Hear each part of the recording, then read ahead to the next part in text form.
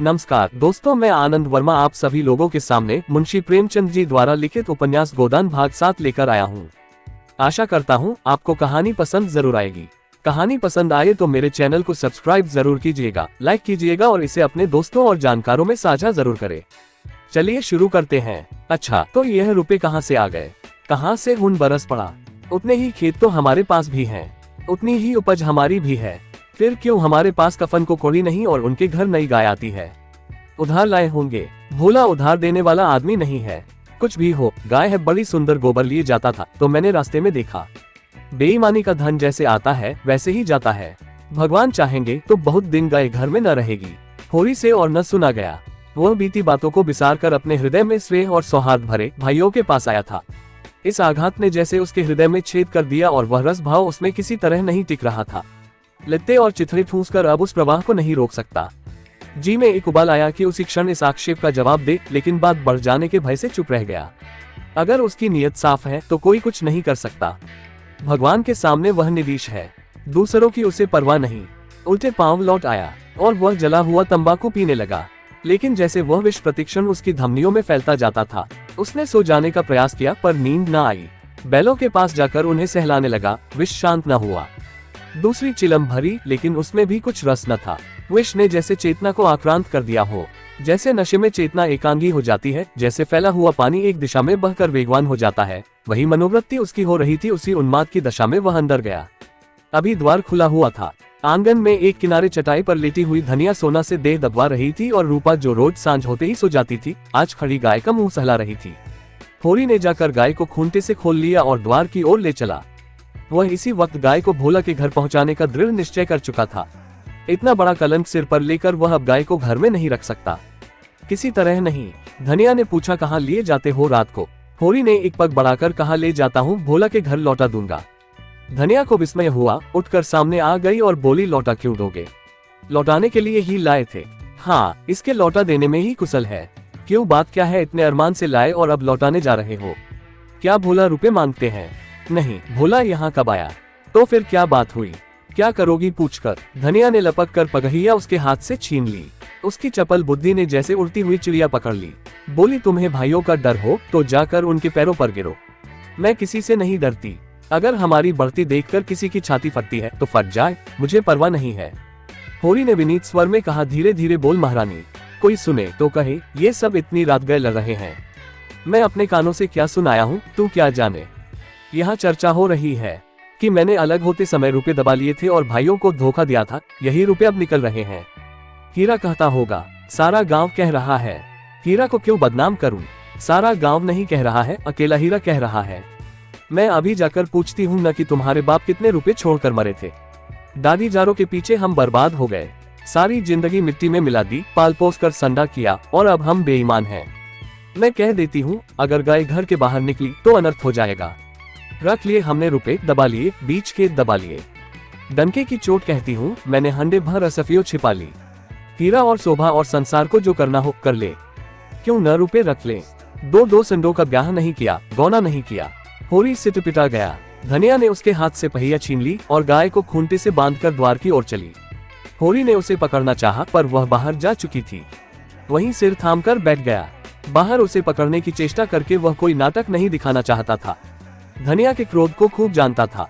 बिगड़ती है तो चंडी बन जाती है, मारो काटो सुनेगी नहीं। लेकिन हीरा भी तो एक ही गुस्सेवर है, कहीं हाथ चला दे तो पले ही हो जाए। नहीं, हीरा इतना मूर्ख नहीं है। मैंने कहां से कहां यह आग लगा दी। उसे अपने आप पर क्रोध आने लगा। बात मन में रख लेता तो क्यों यह टंटा खड़ा होता। सहसा धनिया का कर्कश स्वर कान में आया। हीरा की गरज भी सुन पड़ी। फिर पुन्नी की पैनी पीक भी कानों में चुभी। सहसा उसे गोबर की याद आई। बाहर लपक कर उसकी खाद देखी। गोबर वहां न था। गजब हो गया, गोबर भी वहां पहुंच गया। अब कुशल नहीं, उसका नया खून है, न जाने क्या कर बैठे। लेकिन होरी वहां कैसे जाए? हीरा कहेगा, आप तो बोलते नहीं। जाकर इस डाइन को लड़ने के लिए भेज दिया। कोलाहल प्रतिक्षण प्रचंड होता जाता था।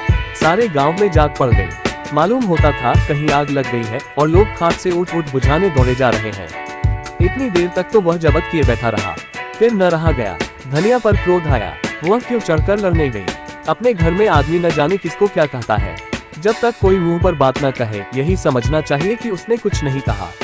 होरी की कृषक प्रकृति झगड़े से भागती थी। 4 बातें सुनकर गम खा जाना इससे कहीं अच्छा है कि आपस में तनाजा हो। कहीं मारपीट हो जाए तो थाना पुलिस हो, बंधे बंधे फिरो, सबकी चिरौरी करो, अदालत की धूल फांको, खेती बाड़ी जहनुम में मिल जाए। उसका हीरा पर तो कोई बस न था, मगर धनिया को तो वह जबरदस्ती खींच ला सकता है। बहुत होगा, गालियां दे लेगी, 1-2 दिन रूठी रहेगी, थाना पुलिस की नौबत तो न आएगी। जाकर हीरा के द्वार पर सबसे दूर दीवार की आड़ में खड़ा हो गया। एक सेनापति की भांति मैदान में आने के पहले परिस्थिति को अच्छी तरह समझ लेना चाहता था। अगर अपने जीत हो रही है तो बोलने की कोई जरूरत नहीं, हार हो रही है तो तुरंत कूद पड़ेगा। देखा तो वहाँ 50 आदमी जमा हो गए हैं। पंडित दातादीन, लाला पटेश्वरी, दोनों ठाकुर जो गांव के कर्ता धर्ता थे, सभी पहुंचे हुए हैं। धनिया का पल्लू हल्का हो रहा था। उसकी उग्रता जनमत को उसके विरुद्ध किए देती थी। वह रणनीति में कुशल न थी। क्रोध में ऐसी जली कटी सुना रही थी कि लोगों की सहानुभूति उससे दूर होती जाती थी। वह गरज रही थी, तू हमें देखकर क्यों जलता है? हमें देखकर क्यों तेरी छाती फटती है? पाल पोस कर जबान कर दिया, यह उसका इनाम है। हमने न पाला होता तो आज कहीं भीख मांगते होते, ईख की छाह भी न मिलती।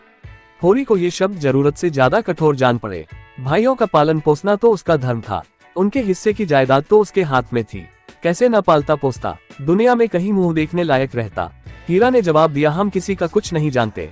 तेरे घर में कुत्तों की तरह एक टुकड़ा खाते थे और दिन दिन भर काम करते थे।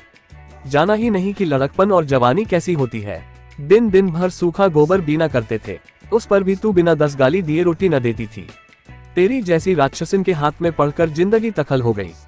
धनिया और भी तेज हुई, जबान संभाल नहीं, जीभ खींच लूंगी। राक्षसन तेरी औरत होगी। तू है किस फेर में मुंडी काटे, टुकड़े खोर, नमक हराम।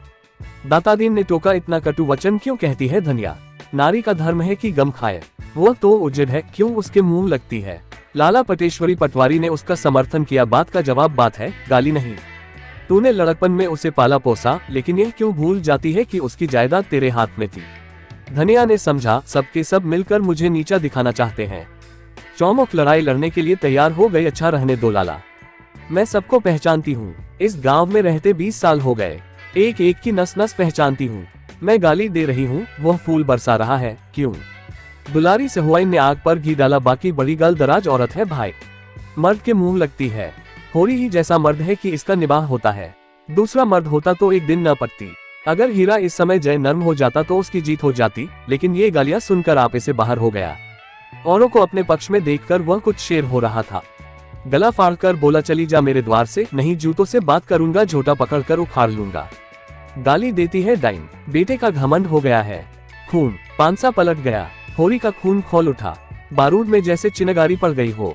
आगे आकर बोला, अच्छा बस अब चुप हो जाओ हीरा, अब नहीं सुना जाता। मैं इस औरत को क्या कहूँ? जब मेरी पीठ में धूल लगती है तो इसी के कारण। न जाने क्यों इससे चुप नहीं रहा जाता। चारों ओर से हीरा पर बौछार पड़ने लगी। मातादीन ने निर्लज कह पटेश्वरी ने गुंडा बनाया, झिंगुरी सिंह ने शौतान की उपाधि दी। दुलारी सहुआइन ने कपूत कहा। एक उद्दंड शब्द ने धनिया का पल्लू हल्का कर दिया था। दूसरे उग्र शब्द ने हीरा को गच्चे में डाल दिया। उस पर होरी के संयत वाक्य ने रही सही कसर भी पूरी कर दी। हीरा संभल गया। सारा गांव उसके विरुद्ध हो गया। अब चुप रहने में ही उसकी कुशल है। क्रोध के नशे में भी इतना होश उसे बाकी था। धनिया का कलेजा दूना हो गया।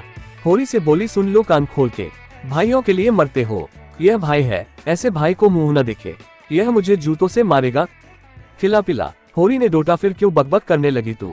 घर क्यों नहीं जाती? धनिया जमीन पर बैठ गई और आर्त स्वर में बोली, अब तो इसके जूठे खा के जाऊंगी। जरा इसकी मर्दुमी देख लूं, कहाँ है गोबर? अब किस दिन काम आएगा? तू देख रहा है बेटा, तेरी माँ को जूते मारे जा रहे हैं। यो विलाप करके उसने अपने क्रोध के साथ होरी के क्रोध को भी क्रियाशील बना डाला। आग को फूंक फूंक कर उसमें ज्वाला पैदा कर दी। हीरा पराजित सा पीछे हट गया। पुन्नी उसका हाथ पकड़कर घर की ओर खींच रही थी। सहसा धनिया ने सिंगनी की भांति झपटकर हीरा को इतने जोर से धक्का दिया कि वह धम से गिर पड़ा और बोली, कहाँ जाता है? जूते मार, मार जूते, देखूं तेरी मर्दुमी। होरी ने दौड़कर उसका हाथ पकड़ लिया और घसीटता हुआ घर ले चला। उधर गोबर खाना खाकर हिराने में जा पहुंचा। आज झुनिया से उसकी बहुत सी बातें हुई थी। जब वह गाय लेकर चला था तो झुनिया आधे रास्ते तक उसके साथ आई थी। गोबर अकेला गाय को कैसे ले जाता? अपरिचित व्यक्ति के साथ जाने में उसे आपत्ति होना स्वाभाविक था। कुछ दूर चलने के बाद झुनिया ने गोबर को मन भरी आंखों से देखकर कहा, अब तुम काहे को यहाँ कभी आओगे? बस दोस्तों, आज के लिए इतना ही। आशा करता हूँ आपको यह उपन्यास पसंद आया होगा। अगर आपको पसंद आया है तो चैनल को सब्सक्राइब करना ना भूलें। लाइक कीजिएगा और इसे अपने दोस्तों और जानकारों में साझा जरूर करें। आपका दिन शुभ हो।